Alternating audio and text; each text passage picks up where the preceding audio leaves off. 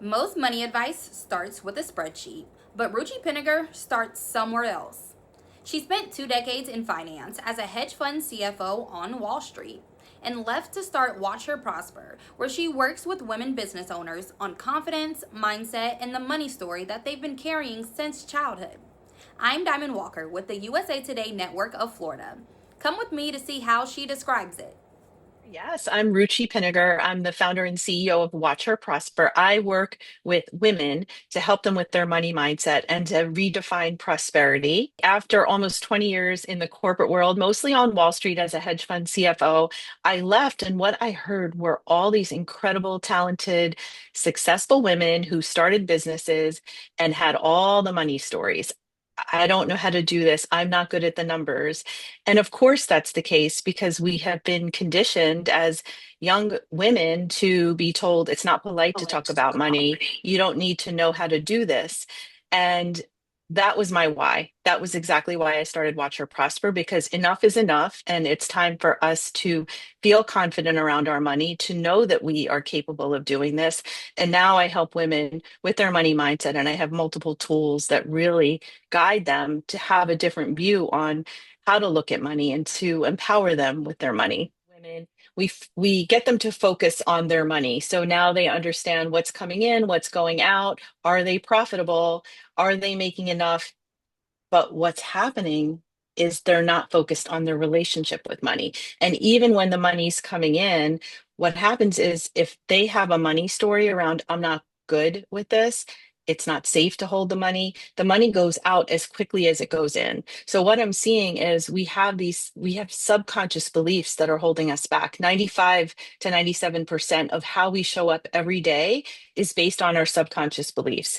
And I want women to work on knowing what those are. We dive into what's the money story that you've created as a result of the childhood experience. So, for example, someone just recently told me that her parents used to fight about money all the time. So she doesn't feel safe holding money. To her, money creates conflict. And that's really impacted how she's lived her whole entire life, how she's not saved, she's not charged enough in her business, she hasn't felt safe to build wealth.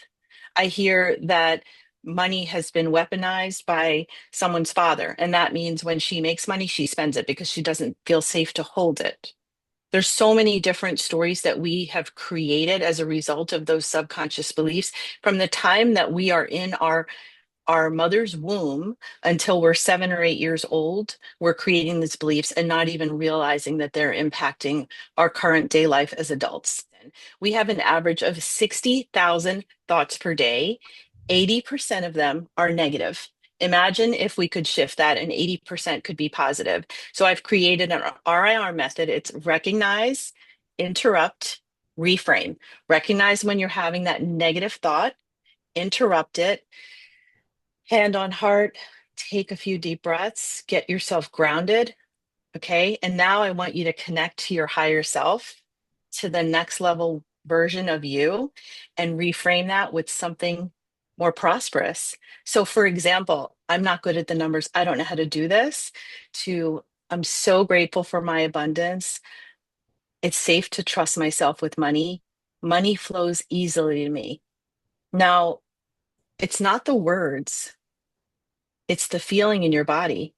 Close your eyes. What does it feel like for money to flow so easily to you? What does it feel like to trust yourself with money, to know that money's always available to you? That's the feeling that we're trying to connect with. And then once you connect to that feeling, now I want you to take action from that next level version of yourself. What's the action you've been holding back, not doing because you're letting the old money story dictate your life? Isn't it time to make a new decision? It's very similar to manifestation. The thing about manifestation, it's not just to read the mantra, money flows easily to me. This is about that feeling in your body. The feeling in your body is actually what creates the change because our mind doesn't know the difference between reality and imagination. There are so many studies with athletes, with musicians, where they are imagining something and they're actually doing it, their brain activity is the same. So for all of you who are reading this, who are listening, what you're really wanting to do is connect to that feeling. And then your mind is sort of tricked into thinking, this is the new normal. This is familiar to me. It's safe. Is someone who said to me that she was told that the work she was going to do would never make money. That was the story that her parents, her father told her. That's not going to make you any money. You can't make a living doing that. What we've worked to do is really create a new belief system that it's, first of all, that it's safe to hold money because she didn't trust herself with money as a result of that. She thought that I'm not good at money. I'm not going to be able to make anything doing this. So allowing her to trust herself, also making it safe for her to receive money. That's really important. So we've worked on that RIR method, recognizing those thoughts. And then we actually do these exercises where what we do is we write the new belief. We write what we want. We think what we want. We say out loud what we want. We feel what we want. And every morning, I'm having her do a ritual where she's sitting down, she's getting grounded, she's taking some deep breaths, she's doing those exercises. It's safe to receive money. It's safe to trust myself with money. And she's writing it, saying it out loud, closing her eyes, feeling it, visualizing what it's like. And what a difference. She's increased her rates. She's looking at her money. She now knows what she's bringing in, what she's spending. She's looking at ways to increase her wealth, build her wealth, thinking about retirement planning, all things that she wasn't doing before we started this work. Because of our cultural conditioning, right? It wasn't until the 70s that we were even allowed to have our own credit in our own name. So we have come from a place of fighting to be able to control money, fighting to be able to own things, to have things in our own name. So it's that and it's the stories that we've carried with us. So as I said, as kids, we don't have a conscious mind. Everything we're told is very literal. So if you're told like you don't need to be part of this conversation, you don't need to know this. It's not polite to ask. Then you go into your whole life thinking that. So, how does that impact our prosperity? How does that impact our wealth? We go into jobs thinking that we're not enough. Literally, we're not enough. We're not allowed to ask. So, the impact that that first job you accept, that you might not have actually asked for the amount that you required or wanted or desired, that is impacting you thousands, tens of thousands, maybe millions of dollars in your whole career when you think about how each job's salary and raise is based off the prior one.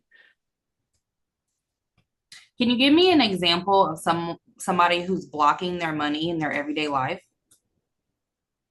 Yeah. I have an example of someone who took one of my workshops and she wrote me the next day actually about this. Uh, I was teaching my RIR method and she wrote me that she never goes to look at her mail because she's so scared what's going to be in there. She just thinks it's always bills. But she went the next day because she was thinking about what I shared and what I was teaching. And she said she went in there, she got her mail, and there were some bills in there, of course, catalogs, but there were also checks. There was money in there for her, and it was more than the amount of the bills. And she said, what a difference to be so empowered to be able to trust that money is there, money is available to me, that going to the mailbox doesn't have to be scary. Well, think of your money as a relationship. So, in the beginning, you might start to flirt a little bit. So, maybe you might just open up your bank account, see what's coming in, see what's going out, open up the credit card statement, look at it. So, think about it as like that flirting stage. And then maybe it's time to start dating. Now, maybe you'll start actually looking at how much is coming in, how much is going out, what's left over? Or am I actually spending more than I'm making and that's causing me to go into debt or use up my savings? So that's sort of like if you think about the dating stage and then engaged and married, right? Now you might start to make more permanent changes, more permanent choices around your money. So once you have the data and the information, and I do want to add something really important about that. I want you all to let go of the judgment, let go of the judgment. The numbers are just data. The numbers are the information that allow you to get clarity, that allow you to build the prosperous life you want, that allow you to build the wealth. So if you can see it as just the data and let go of the emotion and the judgment that we all carry with us, that's going to really serve you. Start with that. And what, like I said, once you have the information, once you have the clarity, now you can plan from there. Start to really think about, what is the prosperous life I want to create? What do I desire? Do I want to start saving for a house? Do I want to start saving for an annual trip with my family to build memories? Do I have debt to pay off? Start to really understand what's happening. And then you can back into, what's the number I need to make to be able to do all these things? And that's where the actions comes in. So this is why with manifestation, we talked about the feeling in the body, but creating the reality we want is about knowing what it is, getting the clarity, and then the action.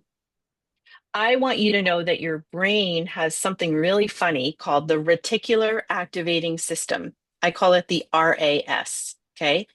Your reticular activating system, your RAS, is like the bouncer for your brain. We have 11 million bits of information available to us at any second.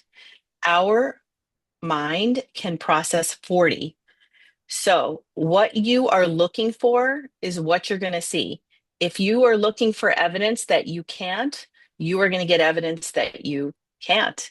If you are instead looking for opportunities, looking for possibilities, someone who's coming from a place of I can't is going to see evidence of I can't. Someone who's looking for, there's so many possibilities out there.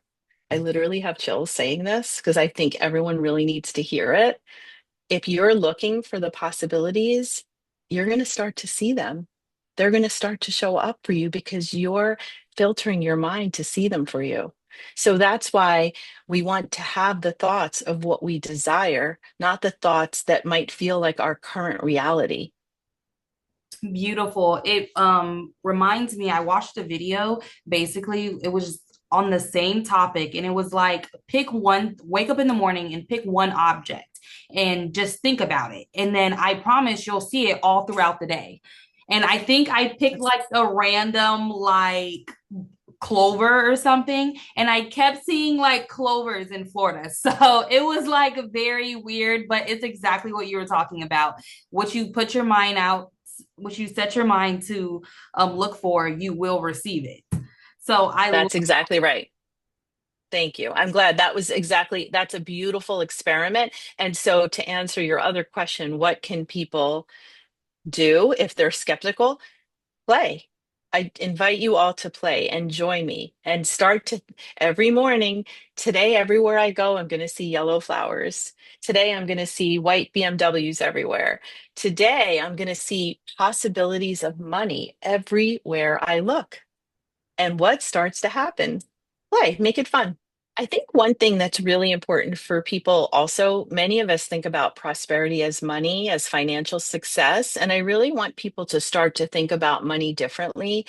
Prosperity is what you make of it. Prosperity is about, I have my three pillars of redefining prosperity framework, my trademark framework. And we talk about well being, we talk about spirituality, we talk about healthy relationships with people and money.